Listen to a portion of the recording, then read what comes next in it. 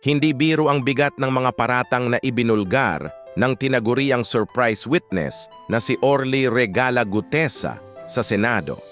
Siya ay dating Marine at naging security aide umano ni Kong Zaldico, at sa kanyang testimonya sinabi niyang naghatid siya ng mga maleta ng pera hindi lang kay Ko kundi maging sa dating speaker na si Martin Romualdez. Ngunit imbes na agad magsagawa ng agarang aksyon, tila mas pinagtutuunan ng ilang senador ang pagdududa at pag-iimbestiga laban mismo sa testigo. Tama lamang na masuri ang kredibilidad ng isang witness, pero hindi ba't mas mahalagang suriin din ang mismong laman ng kanyang testimonya? Hindi ito basta kwento lang. Ito ay direktang akusasyon ng malakihang nakawan sa kaban ng bayan. Bakit kapag maliliit na tao ang inaakusahan ng droga, wala nang tanong-tanong? Pero kapag malalaking politiko na tulad ni Ko at Romualdez ang nadadawit, biglang nagiging maselan at kailangan pang i-verify. Sa panahon ni dating Pangulong Duterte, malinaw ang prinsipyo. Kapag may bigat ang akusasyon, imbestigahan agad. Walang sacred cow. Pero ngayon, tila kabaligtaran ang nakikita natin. Ang mismong whistleblower pa ang gustong sirain, samantalang ang mga makapangyarihan ay tila protektado.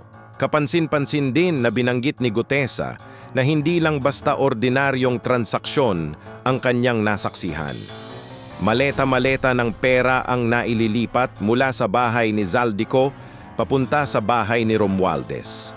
Ang tanong, kung peke o gawa-gawa lang ito, bakit ganito kabigat at kadetalye ang kanyang mga pahayag? At bakit maraming ebidensya at testimonya mula sa iba't ibang witness ang nagtuturo sa parehong tao at parehong modus?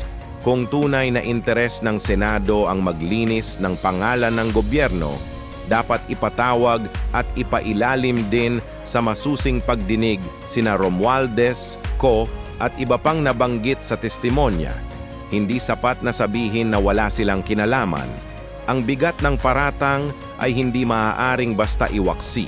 Dapat din nating tandaan, ang flood control projects ay dapat nagsisilbing proteksyon ng bayan laban sa sakuna, pero naging proteksyon ng ilang politiko para sa kanilang bulsa.